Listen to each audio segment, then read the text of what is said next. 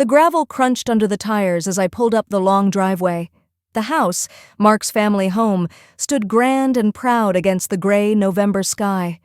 I killed the engine and smiled, a real, genuine smile. My car was packed with groceries, bags filled with potatoes, cranberries, and a turkey that was probably too big. For the first time in 5 years of marriage, we were all going to be together for Thanksgiving, and I was determined to make it perfect. I grabbed 2 of the heaviest bags and walked to the front door, balancing them on my hip as I turned the key. "Hello?" I called out, my voice bright with anticipation. "I'm here!" The only answer was silence, a deep, echoing silence that felt wrong. I stepped inside, letting the heavy door click shut behind me. The air was cold, still. Normally, on the day before a holiday, this house would be buzzing with energy. Mark's mother would be directing traffic in the kitchen, the rich smell of baking pie would be hanging in the air, and the sound of a football game would be blaring from the living room. Today, there was nothing. It was as quiet as a museum after closing. A small knot of disappointment formed in my stomach. Maybe they had all stepped out for a last-minute errand. I set the grocery bags down on the floor of the vast foyer, my footsteps echoing on the marble. I walked toward the living room, the heart of the house, and that's when I heard it, a soft, rhythmic sound. Creak, groan, creak, groan. I peered into the room. There, in the dim afternoon light, was Arthur, Mark's stepfather. He was a frail silhouette in his favorite high-backed armchair, facing the cold, empty fireplace. He was rocking. Slowly and steadily, his eyes closed. He looked small in the oversized chair, a lonely island in the silent sea of the house. My heart went out to him. He was a quiet man, often overlooked in the chaos of his own family. "Arthur?" I said softly, not wanting to startle him. He didn't respond.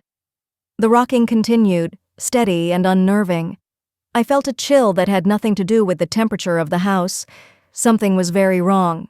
My eyes scanned the room, searching for a clue, for any sign of life. And then I saw it. On the huge, polished dining room table, a single sheet of white paper lay perfectly centered.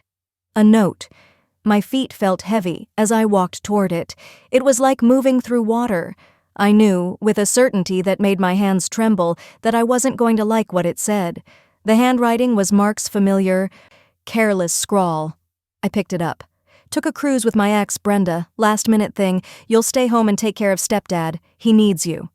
The words swam before my eyes. Each one was a separate, calculated blow. A cruise. Not with me, his wife, but with his ex-girlfriend.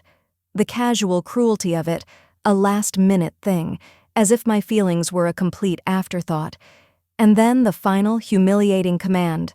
I was to stay home and take care of stepdad. Not asked, but told, assigned a duty like a hired helper while he sailed off into the sunset with another woman. The rage was so sudden and hot it almost choked me. Just as a broken sob threatened to escape my lips, the rocking stopped. The sudden absence of the sound was a shock. I looked up from the note, my vision blurred with unshed tears. Arthur's chair was perfectly still. He slowly, deliberately opened one eye.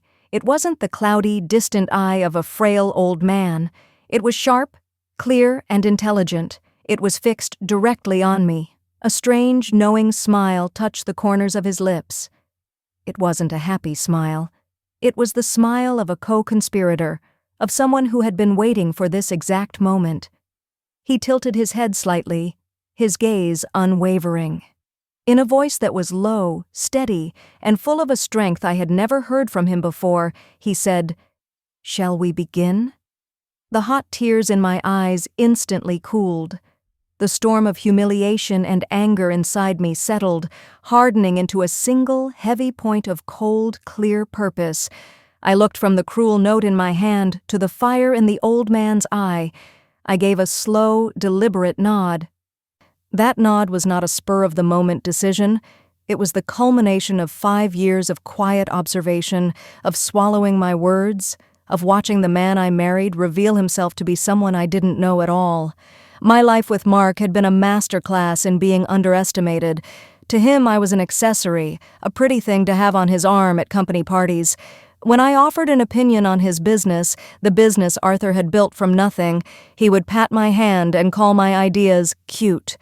When I tried to plan our future, he would make decisions without me, presenting them as fate's accomplice, always with the casual air of someone who simply couldn't be bothered to ask. His disdain wasn't reserved just for me. It dripped from every word he spoke to his stepfather. Mark saw Arthur not as the brilliant architect of his fortune, but as a doddering old man, a relic who was taking too long to fade into the background. "Just sign the papers, stepdad," he'd say with a sigh of exaggerated patience when another document needed Arthur's signature. "It's just formalities." He spoke slowly to him, as if Arthur couldn't understand, completely ignoring the sharp, intelligent mind that still operated behind those quiet eyes. A slow burn of resentment had been building in me for years, a shared, unspoken anger that connected me to the silent old man in the armchair. The breaking point had come a month ago. Mark was hosting a dinner for important clients. He was in his element, holding court at the head of the table, laughing too loudly at his own jokes. A client asked a sharp question about market projections, something I had actually researched for a paper in my economics class. Tentatively, I offered a concise, well-reasoned answer. The table went quiet. Mark's smile froze. He turned to me, his eyes cold, and gave a little laugh. "That's sweet, honey," he said, his voice dripping with condescension for the whole table to hear. "But why don't you let the men handle the numbers?" The humiliation was a physical thing, a hot flush that crept up my neck. I wanted to disappear. Arthur, sitting to my left, gently cleared his throat. "The boy's wife makes a good point," he said quietly. "Her logic is sound." Mark's head snapped toward him. "Stepdad, please," he hissed, his voice low and venomous. "Just enjoy your soup. Don't embarrass me." The two of us publicly dismissed. The woman and the old man put in our places. Later that night, unable to sleep, I wandered downstairs. A light was on in Arthur's study, a room Mark called the dusty old crypt. I pushed the door open to find Arthur not looking defeated, but leaning over his desk, a single lamp illuminating stacks of financial records. His finger was tracing lines of figures, and his expression wasn't one of sadness, but of cold, hard fury. He looked up as I entered, and he didn't bother to hide the papers. "He thinks I'm a fool, Alice," he said, his voice quiet but shaking with a rage I'd never seen in him. "He thinks I don't see it. He's been bleeding the company dry for 2 years. He explained everything. Mark had set up shell corporations. He was overinflating invoices and pocketing the difference. He was funneling money into offshore accounts, hundreds of thousands of dollars. It was all there, in the papers spread across his desk. "Why haven't you stopped him?" I asked, my voice a whisper. A deep sigh escaped him. "He is my late wife's only son. To expose him would mean a public scandal, lawyers, maybe even jail. It would destroy her memory." He looked so tired then, so trapped. In that moment, seeing the proof of Mark's treachery and Arthur's pain, my own years of quiet anger finally found a purpose. I was not just a pretty accessory, I was organized, I was meticulous, and I was deeply, deeply underestimated. I walked over to the desk and looked him straight in the eye. "You can't fight him without a war," I said, "but I can. He won't see me coming." A silent, powerful understanding passed between us. The alliance was forged. So when Arthur looked at me today in the cold, silent house and asked, "Shall we begin?" my nod wasn't an answer. It was the fulfillment of a promise. Our wait was finally over. Arthur rose from the chair, and the movement was not that of a frail old man. It was slow, yes, but it was deliberate, filled with a coiled strength I had never seen before. He placed a steadying hand on my arm, not for support, but to guide me. "Come, Alice," he said, his voice a low command. "The study." He led me down the hall to the room Mark always called the dusty old crypt. It was the only room in the house that truly felt like Arthur's. The walls were lined with books, not for show, but with cracked spines and dog-eared pages. The air smelled of old paper and leather. He walked to a large, imposing painting of a ship at sea, a portrait of the first vessel his company ever chartered. With practiced fingers, he pressed on a specific spot on the wooden frame. There was a soft click, and a section of the bookshelf next to it swung inward, revealing the dark, gray, metallic door of a hidden safe. He spun the combination dial with a swift, confident motion that spoke of long familiarity. The safe opened with a heavy sigh. Inside, there was no cash, no jewelry. There was just one item, a thick, leather-bound folder. He pulled it out and placed it on the solid oak desk in the center of the room. "Mark thinks I am a relic," Arthur said, opening the folder. "He thinks I don't understand the digital world. He is wrong." The contents were not dusty relics. They were printouts of bank statements, highlighted and annotated, and tucked inside a plastic sleeve was the crown jewel, the original notarized corporate charter. The legal document that proved, without a shadow of a doubt, that Arthur was the sole and undisputed owner of the entire company, all its assets, all its accounts, and the very house we were standing in. A second page contained something even more powerful for our immediate purpose, a master list of usernames and super-administrator passwords for the company's entire digital network. "He didn't just steal a little, Alice," Arthur said, his finger tracing a line on a bank statement that showed a transfer of $50,000 to an account in the Cayman Islands. "He stole a fortune. He thought he was clever, hiding it behind layers of fake companies. But all the layers lead back to one source, one master account." He pointed to the login credentials. "This one." He sat down in his large leather desk chair and motioned for me to sit beside him. He opened a laptop, its modern sleekness a contrast to the old-world wood of the desk. He typed in the master login, his fingers moving with surprising speed. The screen lit up with the company's internal network. A side of it I had never seen, the administrative back end where all the controls were. He navigated to the user profiles page. A list of employees appeared. Near the top, I saw the name, Mark. Role, CEO. The title felt like a joke, a child playing dress-up in his father's clothes. Arthur looked at me, his eyes gleaming in the light of the screen. "You do it," he said. My heart hammered in my chest. This was it. The point of no return. I reached out and clicked on Mark's profile. A window popped up. Reset password. My fingers hovered over the keyboard. I thought of every condescending smile, every dismissive comment, every time he had made me feel small. I typed in the new password, THEEND. I clicked confirm. A small green check mark appeared on the screen.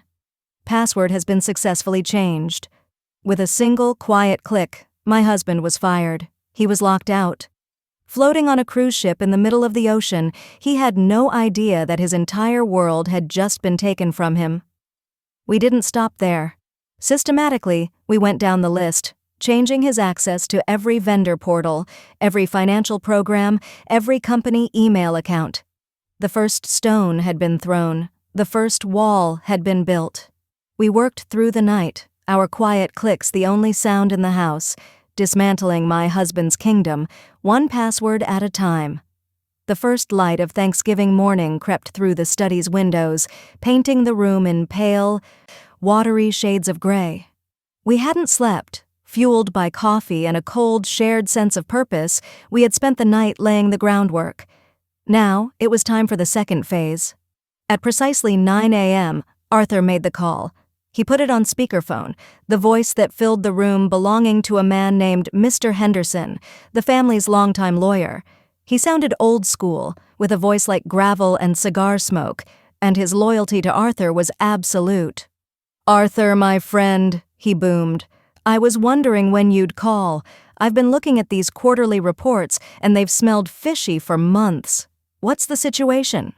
Calmly and methodically, Arthur laid it all out. He explained the shell corporations, the embezzled funds, and Mark's sudden, ill-advised trip. I listened, chiming in to provide specific dates and account numbers from the documents spread before us. Henderson didn't interrupt once. When Arthur finished, there was a moment of silence. "The boy is a fool," Henderson finally said, his voice grim. "An arrogant, ungrateful fool. Don't you worry, Arthur. I'll make the call to the bank's fraud division myself. We'll have them freeze every account he's touched by noon. They'll be very interested in these offshore transfers." As Henderson got to work, Arthur and I moved on to the next task. It was my turn now. I logged into our joint mobile phone account, the one I had set up and managed because Mark couldn't be bothered with the details. I navigated to the page for his line. The little icon showed his phone was currently roaming on a maritime network somewhere in the Caribbean. A small, bitter smile touched my lips. I clicked the link. Report phone as lost or stolen. The page warned that this action was irreversible and would immediately deactivate the line and the SIM card. I clicked confirm.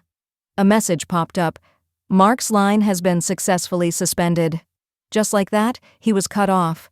Stranded on a ship in the middle of the ocean, with no way to make a call, no way to access his bank accounts online, no way to receive the frantic alerts that would soon start flooding his email. He was on a luxury vacation, completely and utterly isolated. As the morning turned to afternoon, an almost peaceful quiet settled over the house. We had done all we could for the day and were now just waiting for the pieces to fall. I went into the kitchen and, almost on autopilot, began to cook. I pulled out the groceries I had bought, the ingredients for a grand Thanksgiving feast that would never happen. Instead, I roasted a small chicken for Arthur and me. The familiar motions were comforting, a small island of normalcy in the midst of our silent coup. We were sitting at the small kitchen table, the comforting aroma of roasted chicken filling the air, when my phone buzzed. It was a text message. My heart leaped into my throat. It was from Mark. The message must have been sent before his line was cut, just now making it through the ship's spotty satellite connection. It was a photo, a selfie of him and Brenda, grinning stupidly into the camera. They were on the deck of the cruise ship, the brilliant blue ocean stretching out behind them. He was holding a bright pink cocktail with a little umbrella in it. Brenda was wearing a bikini and had her arms slung around his neck. Beneath the picture was a caption. "Hope you're having fun with the old man. Don't burn the turkey." My hand tightened around my phone. The smugness, the sheer, unadulterated arrogance of it was breathtaking. I felt a fresh wave of rage wash over me. I turned the phone around and showed the picture to Arthur. He looked at the smiling couple, then at the caption. His expression didn't change, but a muscle in his jaw tightened. He took a slow sip of his water, then looked at me, his eyes as cold and hard as steel. He gave a small, almost imperceptible nod. It was a silent affirmation. We were doing the right thing. Without a word, I deleted the message and blocked his number. He was now officially a ghost. The third day was Friday. The world outside was a frenzy of Black Friday shopping, but inside our quiet fortress, a different kind of transaction was taking place. The dominoes we had pushed over were beginning to topple, and the sound was immensely satisfying. The first sign came just after breakfast. I was logged into our joint credit card account, the one Mark used for his extravagant purchases, when a notification popped up. An automated email, crisp and impersonal, arrived in my inbox. Subject: Transaction declined. My heart gave a little jump. I opened it. Dear cardholder, we wish to inform you that a charge of $7,350.22 from Royal Atlantic Cruises has been declined due to a security freeze on the associated accounts. It was the final bill for their last-minute trip, the charge for their luxury suite, their onboard expenses, their overpriced cocktails with little umbrellas. Mark, wherever he was, had just discovered that his bottomless well of money had run dry. I imagined him at the ship's purser's office, his face turning from arrogant annoyance to pale, sweaty panic as the card was declined again and again. I imagined him turning to Brenda, his charm curdling into desperation as he was forced to admit he couldn't pay. The image was so vivid, so gratifying, I almost laughed out loud. Just then, the doorbell rang, its chime echoing through the silent house. Arthur and I exchanged a look. He had been expecting this. It was Mr. Henderson, the lawyer, looking grim and determined, a thick leather briefcase in his hand. We sat with him in the study. He didn't waste time with pleasantries. He spread a series of documents across the polished surface of the desk.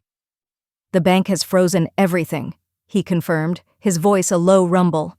"The fraud investigation is officially underway. Mark won't be able to access a single penny, but that's just the first step. We need to secure the physical assets." His finger tapped on the first document. It was an official eviction notice. My breath caught in my throat. It named Mark as the recipient, giving him 48 hours to vacate the premises upon receipt. As the sole owner of the property, Arthur's signature was the only one required. He picked up a heavy fountain pen and signed his name with a firm, steady hand. "Now for the important part," Henderson said, pushing a second, much thicker document forward. "This, Arthur, is the trust." He explained it in simple terms. It was a new, ironclad legal structure. By signing, Arthur would be placing the house, his stock portfolio, his liquid assets, and, most importantly, his 100% ownership of the company into this trust. It would protect everything from any legal fallout or attempts by Mark to claim a share in the future. "The trust will have one primary beneficiary," Henderson continued, looking at Arthur. "You, of course. But a trust needs a trustee, someone to manage it, to execute its directives, to hold the power of attorney."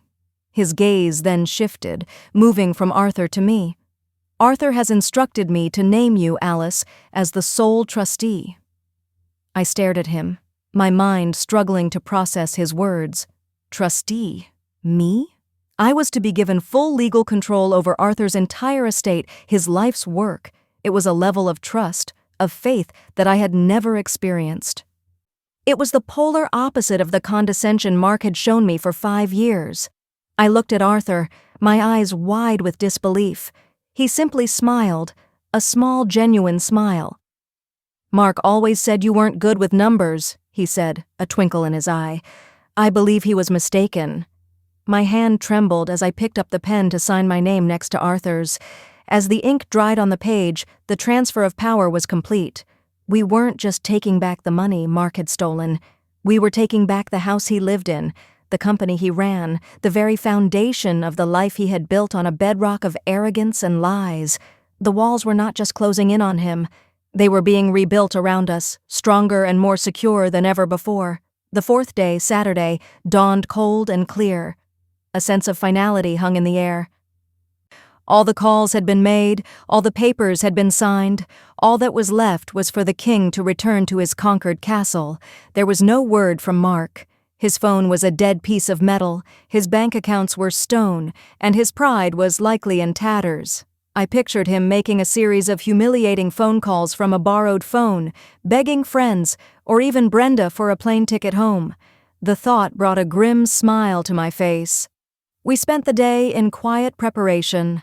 A locksmith arrived in the morning, a discreet man in a gray uniform who worked quickly, changing every lock on every door. He handed me a set of new, gleaming brass keys. They felt heavy in my hand, a symbol of our victory. The old keys, the ones Mark had, were now useless pieces of metal. In the afternoon, I packed a single cardboard box. I walked through the cavernous master bedroom, a space that had never felt like mine, and gathered a few of his personal effects. I didn't pack his expensive suits or his designer shoes. I packed a toothbrush, a tube of toothpaste, a single change of clothes, jeans and a sweatshirt, and the expensive watch I had given him for our first anniversary. It felt like packing up the belongings of a ghost. I sealed the box with tape and placed it by the front door. As evening approached, Arthur and I sat in the living room, in 2 armchairs facing the large front window that overlooked the driveway. We didn't speak much. We just sat, a pot of tea steaming on the small table between us, and waited. The house was calm, the silence no longer eerie but peaceful. It was our house now. Just as the sun began to set, casting long shadows across the lawn, a taxi pulled up the driveway. My heart began to beat a little faster. The back door opened, and Mark emerged. He looked terrible. His expensive clothes were rumpled from travel, his hair was a mess, and his face was a thunderous mask of pure fury. He slammed the taxi door shut without a backward glance and stomped toward the front door, his shoulders hunched with rage. He shoved his key into the lock. We heard the metallic scrape from inside the living room. He tried to turn it. Nothing. He jiggled it, his frustration growing. He pulled it out, stared at it in disbelief, and tried again. The click of the key failing to engage the new lock was a small, satisfying sound. He rattled the handle, his anger escalating into a blind rage. "Alice!" he roared, his voice muffled by the thick oak door. "Alice, open this door right now! What the hell is going on?" He pounded on the door, the heavy thuds echoing through the house. When he got no response, he stormed over to the living room window, his face pressed against the glass. He cupped his hands around his eyes, peering into the dim room. And then he saw us. He froze. His expression of fury faltered, replaced by a flicker of confusion. He had clearly expected to find me in a state of hysterical panic. He had expected tears, shouting, a dramatic confrontation. He had not expected this. He had not expected to see me sitting calmly in an armchair, sipping tea. He had not expected to see his frail, senile stepfather sitting opposite me, looking perfectly composed and in control. We didn't look angry. We looked peaceful. "What is this?" he screamed through the glass, his voice cracking. "What have you done? Let me in!" I didn't move from my chair. I simply met his wild-eyed gaze. I reached down and picked up a single sheet of paper from the table beside me. It was a copy of the official police report Mr. Henderson had filed on our behalf with the Financial Crimes Unit. I stood up, walked calmly to the window, and held the paper flat against the glass, the bold heading clearly visible. Complaint for embezzlement and wire fraud. I watched as his eyes scanned the words. I watched as the color drained from his face. I watched as the rage was instantly extinguished, replaced by a dawning, all-consuming horror. The transformation was instantaneous and absolute. The sight of the police report was like a switch being flipped. The furious, entitled man hammering on the window vanished, and in his place was someone I had never seen before, a cornered animal, terrified and exposed. The fury on Mark's face dissolved, his mouth falling open as his eyes darted back and forth over the words on the page. Embezzlement. Wire fraud. These were not abstract concepts. They were cold, hard, legal terms that meant consequences, meant jail time. They meant the end of everything. All the power he thought he possessed, all the arrogance that had been his shield for years, evaporated on the perfectly manicured lawn. The fight drained out of him, leaving him hollow.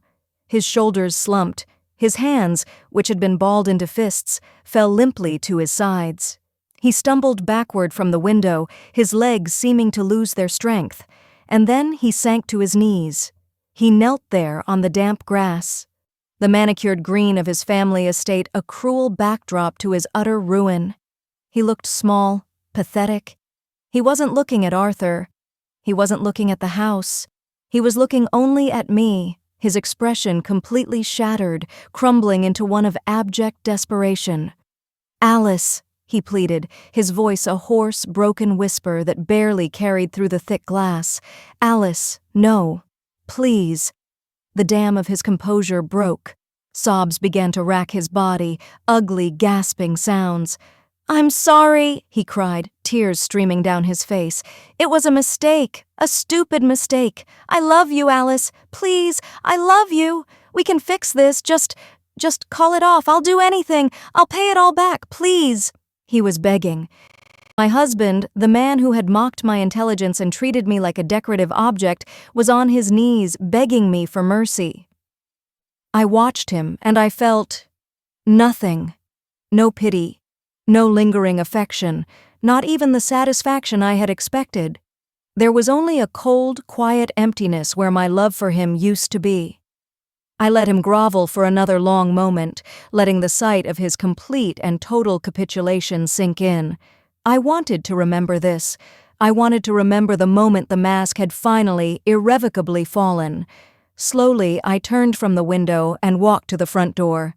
Arthur watched me, his expression unreadable but for a small, supportive nod. I took a deep breath, turned the new deadbolt, and pulled the heavy door open.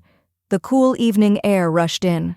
Mark, still on his knees, looked up, his face blotchy and stained with tears. A flicker of wild, desperate hope ignited in his eyes. He thought I was letting him in.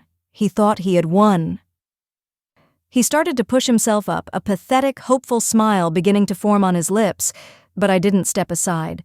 I stood my ground in the doorway, blocking his entry. I reached down and picked up the single cardboard box I had packed earlier. I held it out to him.